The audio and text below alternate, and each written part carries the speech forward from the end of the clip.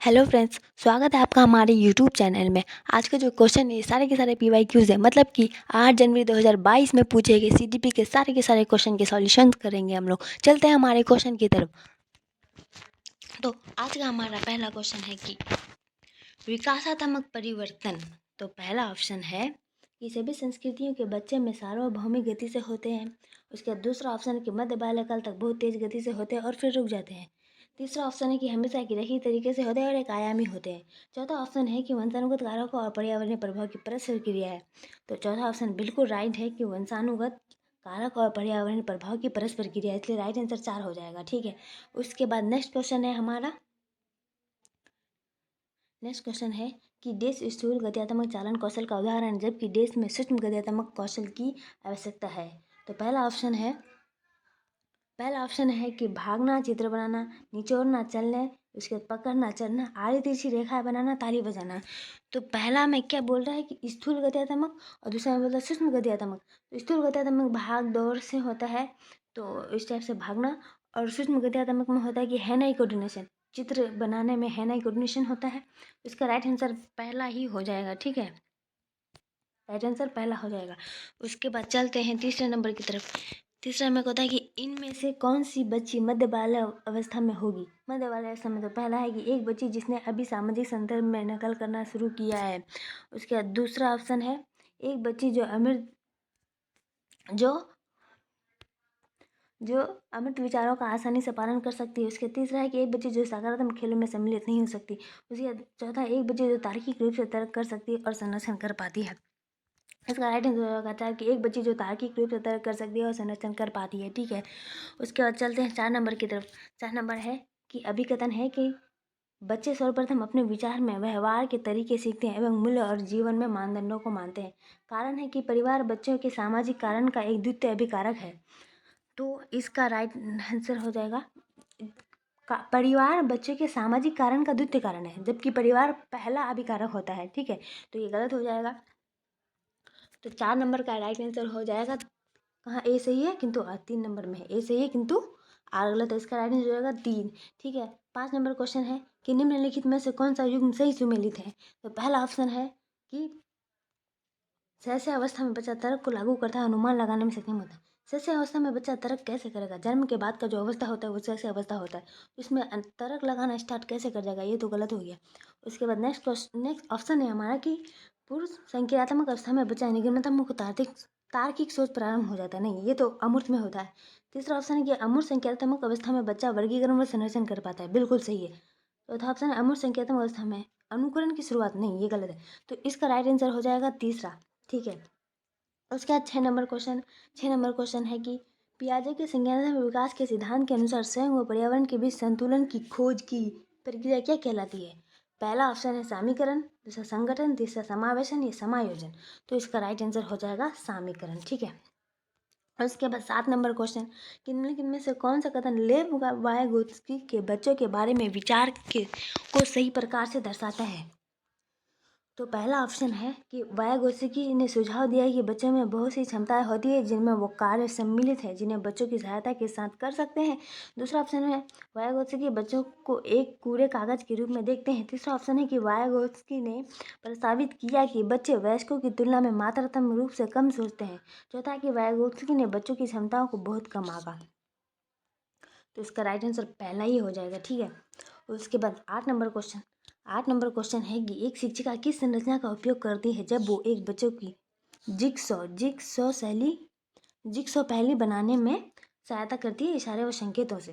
तो सहायता कर रही है, ठीक है, जिक्सो शैली बनाने में क्या कर रही है, वो एक शिक्षक सहायता कर रही है।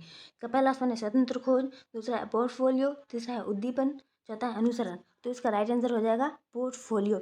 क्योंकि बच्चों सहायता करती है, किसी भी चीज़ में बच्चों को सहायता करते हैं और वो बच्चा आगे बढ़ जाता है, तो उस टाइप के इसको पोर्टफोलियो कहते हैं। इसका राइट आंसर 2 हो जाएगा। ठीक है, उसके बाद 9 नंबर क्वेश्चन है कि अभिकथन एक बाल केंद्रित कक्षा व्यक्तिवादी होती है और एक कठोर संरचित पाठ्यक्रम का अनुसरण करती है। कठोर संरचित पाठ्यक्रम ये गलत होता है। ठीक है, उसका कारण क्या है कि एक बच्चा सबसे अच्छा तब सीखता है वहाँ पे जब शिक्षक तानाशाह और नियंत्रक हो।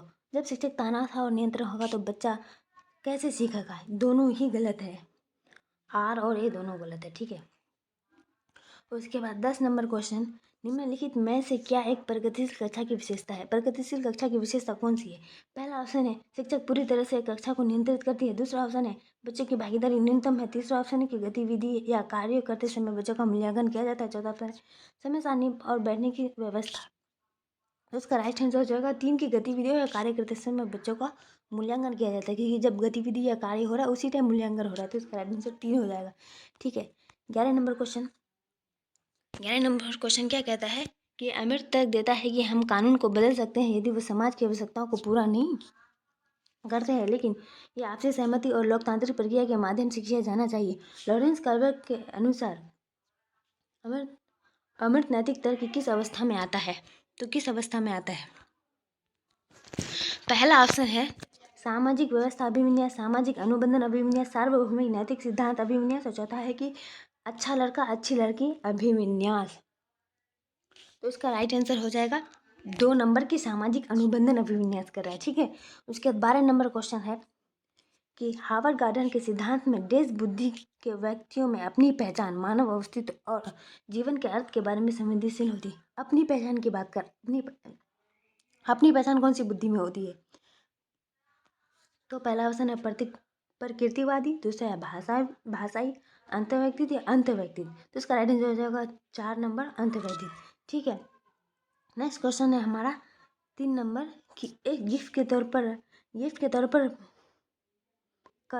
यहाँ पे कार होगा, ठीक है। यहाँ पे कार मिलने पर एक 5 साल की बच्ची बोली ये मेरे लिए नहीं है, लड़कियां कारों से नहीं खेलती। ये वाक्य क्या दर्शाता है। जेंडर भूमिका में लचीलापन, जेंडर प्रासंगिकता, जेंडर रूढ़िवादिता या जेंडर स्थिरता। ये दर्शाता है जेंडर रूढ़िवादिता को, ठीक है।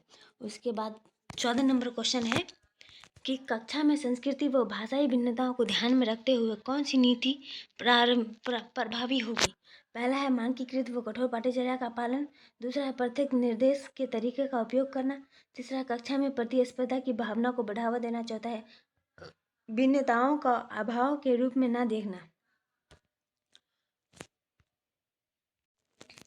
इसका राइट आंसर हो जाएगा 14 नंबर का राइट आंसर हो जाएगा आपका 4 नंबर की भिन्नताओं का अभाव के रूप में ना देखना, ठीक है। भिन्नताओं को अभाव के रूप में ना देखना चाहिए, ठीक है। उसके बाद 15 नंबर क्वेश्चन क्या कहता है कि राष्ट्रीय शिक्षा नीति 2020 प्रस्तावित करती है कि मूल्यांकन क्या है कि पहला शैक्षणिक वर्ष में एक बार ली जाने वाली औपचारिक परीक्षाओं के माध्यम से किया जाना चाहिए। दूसरा एक निश्चित अवधि में बच्चों की प्रगति का पता लगाने के लिए महत्वपूर्ण है। तीसरा कि सभी शैक्षणिक गतिविधियों का केंद्र होना चाहिए। चौथा है योग्यता के क्रम में बच्चों का रैंक देने के लिए महत्वपूर्ण है। इसका राइट आंसर हो जाएगा कि एक निश्चित अवधि में बच्चे की प्रगति का पता लगाने के लिए महत्वपूर्ण, ठीक है। उसके बाद 16 नंबर क्वेश्चन है समावेशी शिक्षा के लिए क्या आवश्यक है। समावेशी शिक्षा के लिए क्या आवश्यक है कि बच्चे विद्यार्थियों में क्षमता आधारित कठोर सम्मोहन तो बिल्कुल गलत है, ये नेगेटिव वर्ड मान लीजिए इसको। उसके दूसरे नंबर के व्यक्तिगत मतभेदों का ध्यान और सम्मान। उसके तीसरा है विशेष विद्यार्थियों के लिए केवल व्यावसायिक शिक्षा, और चौथा है कि वे विद्यार्थी जिन्हें दिव्यांगता है उनके बारे में रूढ़िवादिता बनाना। तो 16 नंबर का राइट हो जाएगा कि व्यक्तिगत मतभेदों का ध्यान और सम्मान, ठीक है, 2 नंबर। उसके बाद हमारा 17 नंबर क्वेश्चन है का क्वेश्चन है कि निम्नलिखित में से कौन सा व्यवहार पठन वैकल्य की पहचान है। पहला है बी को डी के रूप में लिखना, मतलब कि 21 को 12 के रूप में लिख रहा है बच्चा। उसके दूसरा ऑप्शन है कम ध्यान अवधि और अत्यधिक शारीरिक गतिविधि। तीसरा है बार बार स्वभाव बदलना। उसका चौथा ऑप्शन है अपमानजनक व्यवहार। तो 17 का राइट आंसर हो जाएगा कि बी को डी के रूप में लिखना पहला और राइट हो जाएगा, ठीक है। 18 नंबर क्वेश्चन है कि वे विद्यार्थी जिन्हें शालीनता है उनकी पहचान उनके सामने आने वाली किस क्षेत्र की चुनौती की जा सकती है। पहला है अभिव्यंजक और ग्रहणशील संरचना में चुनौती। दूसरा एक निश्चित दिनचर्या का पालन करने में चुनौती। तीसरा है सूचना को याद करने में चुनौती। चौथा है कि स्थूल गतियात्मक कौशल में चुनौती। 18 का राइट आंसर हो जाएगा पहला कि अभिव्यंजक और ग्रहणशील संरचना में चुनौती, ठीक है। चलते हैं नेक्स्ट क्वेश्चन की तरफ। नेक्स्ट क्वेश्चन 19 नंबर क्या कहता है कि वे विद्यार्थी जिन्हें दिव्यांगता है उनके सफल समावेशन के लिए क्या आवश्यक है। पहला ऑप्शन है सुलभ अवसंरचना या इमारत है, विद्यार्थियों का अलगाव, शिक्षकों का पक्षतापूर्ण रवैया, चौथा है कि साथियों के बीच सहानुभूति दया और दया। ठीक है, तो 19 नंबर का राइट आंसर हो जाएगा, पहला होगा सुलभ और संरचना या इमारत है। ठीक है, उसके बाद चलते हैं 20 नंबर। 20 नंबर क्या कहता है कि निम्नलिखित में से कौन सा अभ्यास विविध अधिगम प्राथमिकता वाले विद्यार्थियों को सम्मिलित करने में सहायता होगा। पहला ऑप्शन है कार्य की प्रासंगिकता, मूल्य और प्रामाणिकता को कम करना। उसके दूसरा है कि आसपास के खतरों और विकर्षणों को कम करना। उसके तीसरा है कि उपकरण और सहायक तकनीक तक पहुंच कम करना। उसके चौथा है कि विद्यार्थी की व्यक्तिगत पसंद और स्वायत्तता को प्रतिबंधित करना। 20 नंबर का राइट हो जाएगा कि आसपास के खतरों और विकर्षों को कम करना। ठीक है, उसके नेक्स्ट क्वेश्चन हमारा 21 नंबर क्या कहता है कि किस सिद्धांत पर आधारित कक्षा कक्ष में विद्यार्थी स्वयं पहल करके वो चर्चा में सक्रिय भागीदारी करके सीखते हैं। तो पहला है व्यवहारवादी, दूसरा है अनुकरण करके सीखना, सामाजिक संरचनावादी, प्रतिपादक शिक्षण। तो इसका राइट आंसर हो जाएगा हमारा कि सामाजिक संरचनावादी। ठीक है, उसके बाद 22 नंबर क्वेश्चन है कि सार्थक अधिगम। पहला ऑप्शन है मुख्य रूप से ज्ञान को ज्यों का त्यों उत्पन्न करता है। उसके बाद दूसरा जब होता है तब होता है जब विषय वस्तु को गैर संदर्भित किया जाता है। उसके बाद तीसरा नंबर ऑप्शन तब होता है जब सक्रिय रूप से विद्यार्थियों के अधिगम को नियंत्रित करते हैं। उसका चौथा है कि मैं विश्लेषण, समालोचनात्मक सोच तथा समस्या समाधान की प्रक्रिया सम्मिलित है। तो 22 नंबर का राइट हो जाएगा कि सार्थक अधिगम में विश्लेषण, समालोचनात्मक सोच तथा समस्या समाधान की प्रक्रिया सम्मिलित है। ठीक है, फोर्थ राइट आंसर हो जाएगा। तो उसके बाद 23 नंबर क्वेश्चन कहता है कि राष्ट्रीय शिक्षा नीति 2020 में निम्नलिखित में से किसकी वकालत नहीं की गई है। ठीक है, नहीं की गई है। पहला है संरचनात्मक समझ पर बल, योगात्मक मूल्यांकन, पाठ्यक्रम में वृद्धि, चौथा है कि प्रौद्योगिकी के उपयोग में कमी। तो 23 नंबर का राइट आंसर हो जाएगा चौथा, प्रौद्योगिकी उपयोग में कमी होता है। ठीक है, ये शामिल नहीं किया गया है, नहीं बोला है, नेगेटिव आंसर मांगा है। उसके बाद 24 नंबर क्वेश्चन क्या है कि निम्नलिखित में से कौन सा युग्म प्रतिक्रिया और लक्षण अभिविन्यास का सही मिलाप है। प्रतिक्रिया और लक्षण अभिविन्यास का सही मिलाप कौन सा है। ऑप्शन के साथ चलते हैं। हमारा पहला ऑप्शन है कि किसी विशेष रुचि के क्षेत्र में क्षमता में सुधार करने के लिए कार्यपत्रक करना, ये महारत हासिल करने की दिशा में अनुलक्षण है। दूसरा है कि नगद पुरस्कार जीतने के लिए परीक्षा की तैयारी करना, ये परिहार उन्मुख प्रदर्शन लक्षण है।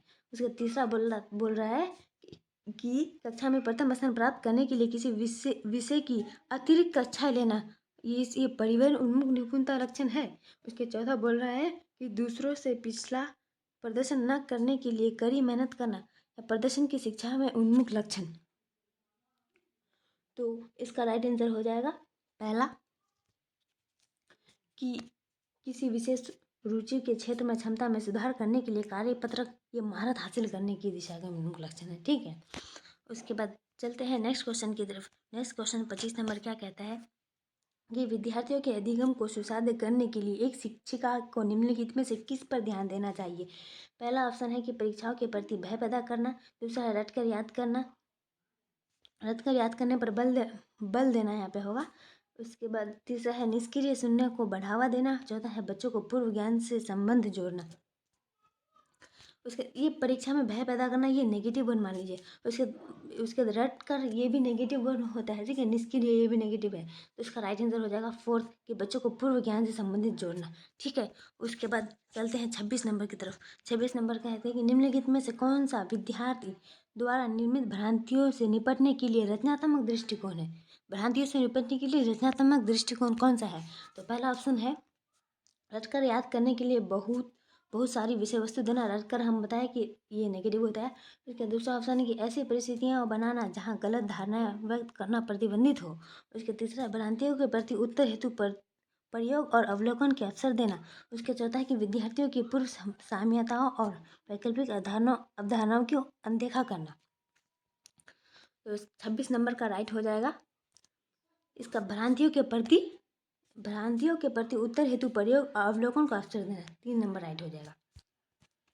उसके बाद चलते हैं नेक्स्ट क्वेश्चन की तरफ। नेक्स्ट क्वेश्चन क्या है हमारा 27 नंबर, निम्नलिखित में से क्या विद्यार्थियों के बीच किसी कार्य की संरचनात्मक समझ को सुसाध्य करने में सहायक है? पहला ऑप्शन है प्रतियोगिता, दूसरा चर्चा व संवाद, तीसरा है वेदन और अभ्यास, चौथा है दंड। तो 27 नंबर का राइट हो जाएगा कि चर्चा और संवाद। ठीक। 28 नंबर क्या कह रहा है कि प्रभावी अधिगम हेतु एक शिक्षिका को विद्यार्थियों में डेज को सक्रिय करना चाहिए। पहला है क्षमता को अस्थायी मानने की धारणा, दूसरा क्षमता को वृद्धिशील होने की धारणा, तीसरा प्रतिस्पर्धा की भावना, चौथा है हीनता की भावना। तो 28 का राइट आंसर हो जाए कि क्षमता को वृद्धिशील होने की धारणा। ठीक है। उसके बाद 29 नंबर है।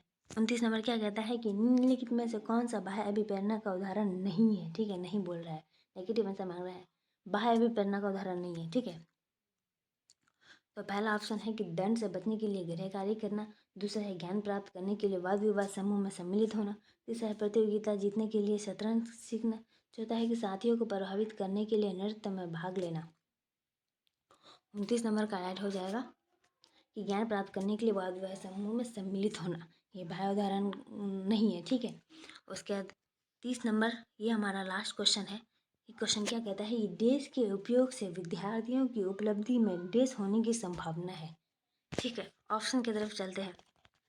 ऑप्शन है पहला कि प्रासंगिक पाठ्यक्रम या कमी, विद्यार्थी केंद्रित शिक्षा शास्त्र कमी, सामाजिक सहयोग वृद्धि और चौथा है कि सामाजिक बहिष्कार सुधार। तो 30 नंबर का राइट हो जाएगा आपका ऑप्शन क्या है?